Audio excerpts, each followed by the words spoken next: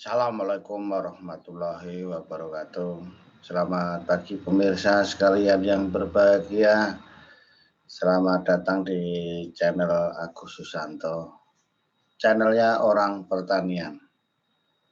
Pembahasan kali ini terus kita bahas sesuatu yang mungkin dapat memberikan informasi dan inspirasi bagi kita semua dalam berbudidaya tanaman, khususnya kelapa sawit kali ini. Kita sering menyebut beberapa terminologi, beberapa istilah, beberapa yang pernah disebut. Salah satunya adalah pemilihan varietas kelapa sawit. Ada yang menyebut varietas kelapa sawit itu jangan yang terlalu feminim. Feminim itu apa? Feminim itu artinya kan yang ke arah yang perempuan gitu. Artinya perempuan nanti akan menghasilkan hasil yang banyak, anaknya kan banyak feminim. Gitu. Jadi yang kita bahas adalah varietas yang feminim. Nah, karena dengan feminim ini tentunya hasilnya juga akan banyak. Jadi Bapak Ibu sekalian, tanaman kelapa sawit itu merupakan tanaman yang monosius. Artinya apa? Di dalam satu tanaman terdapat bunga jantan dan bunga betina. Nah, tetapi, ya ini ada tetapinya, kematangannya itu berbeda sehingga tidak menyilang sendiri, jarang. Nah, gitu. Jadi sudah sampai agak diatur. Jadi kalau kapan dia menghasilkan polen atau bunga jantan atau serbuk sari yang antesis, yang baunya wangi itu berwarna kuning, itu dia akan menyerbuk biasanya ke sekitarnya, karena yang di dalam tanamannya sendiri bunga betinanya belum siap dikawini, belum reseptif. Karena ada waktunya masing-masing varietas itu juga agak beda sedikit saja. Gitu. Rata-rata itu 2,2 sampai 3-4-5 hari bunga betina itu akan membuka reseptif. Nanti kalau udah lewat nggak bisa dikawini lagi. Demikian juga polennya. Dia membuka kuning 25%, 50%, 75% sampai 100%, kemudian harum itu juga ada waktunya. Nah, kira-kira 5 hari. Ini semua membutuhkan waktu yang match, yang cocok untuk perkawinan, maka perkawinannya akan menjadi silang. Betina di sana siap menerima yang agak jauh sedikit. Nah, itu makanya inilah perkawinan dari kelapa sawit.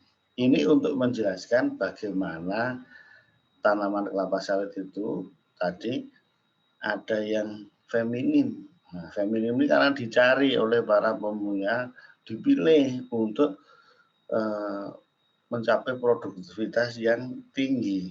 Ya. Karena feminim itu nanti artinya apa? Seks rasionya itu adalah tinggi.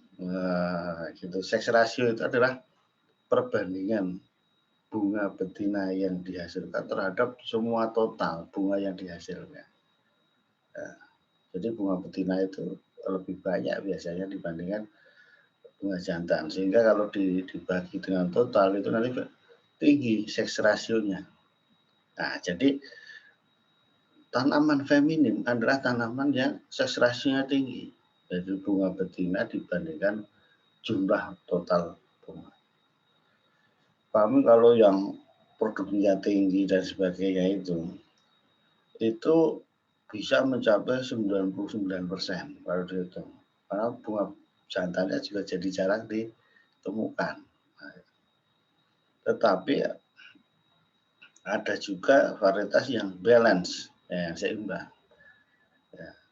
Oleh karena apanya bunga betinanya tidak sebanyak yang feminim tadi, tetapi bunga jantannya juga ada gitu.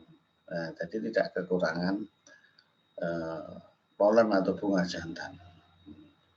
Kesimpulan yang didapat adalah sebenarnya kalau kita akan berkebun secara efisien, jadi ya pilih ya, tapi namanya yang terlalu itu mesti jelek, jangan terlalu yang feminim sekali.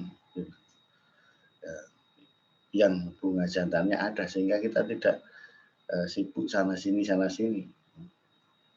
Nah, nilainya berapa Pak yang yang bagus, nilai seks rasio itu tadi? Ya selama ini pengalaman kami itu kalau 99% atau 98% itu sering menyebabkan kalau tidak didukung tanaman sekelilingnya ada tanaman tua, itu penyerbukan di awal-awal itu menjadi repot kita, banyak buah partenokarpinya. Karena apa? Bunga jantannya kurang untuk menyerbuki. Nah itu. Karena potensinya yang tinggi tersebut, bunga betinanya banyak gitu. Bunga jantannya kurang. Nah, yang bagus ya tidak terlalu tinggi sekali, tetapi bunga jantannya pas gitu. Bunga jantannya pas sehingga tidak memerlukan usaha-usaha tambahan lagi untuk melakukan penyerbukan. Nah, apalagi penyerbukan buatan. Tetapi sekarang ya semua itu diusahakan. Kalau bisa ya tinggi, teknik penyerbukannya diperbaiki dengan berbagai macam cara. Ada namanya assisted pollination, aspol, ada hedge and carry mobile, ada menggunakan Kairomic. Ini kami sedang menggunakan drone atau duster untuk aspol dengan cara yang modern begitu, yang efisien. Jadi berbagai macam cara sekarang digunakan untuk memperbaiki tadi seks rasio yang terlalu tinggi, ya terlalu ya, kalau terlalu itu enggak kurang bagus. Itulah beberapa varietas, ada yang terlalu feminim, nah gitu, karena ini istilah-istilah nanti yang mudah-mudahan bisa diketahui oleh Bapak Ibu sekalian, supaya tidak mengalami beberapa hal bermasalah ke depannya. Jadi itu pemirsa, mudah-mudahan bisa menambah wawasan kita dalam berbudidaya kelapa sawit. Kali ini bahasannya adalah seks rasio tanaman kelapa sawit yang berkaitan dengan varietas feminim. Nah, terima kasih. Assalamualaikum warahmatullahi wabarakatuh.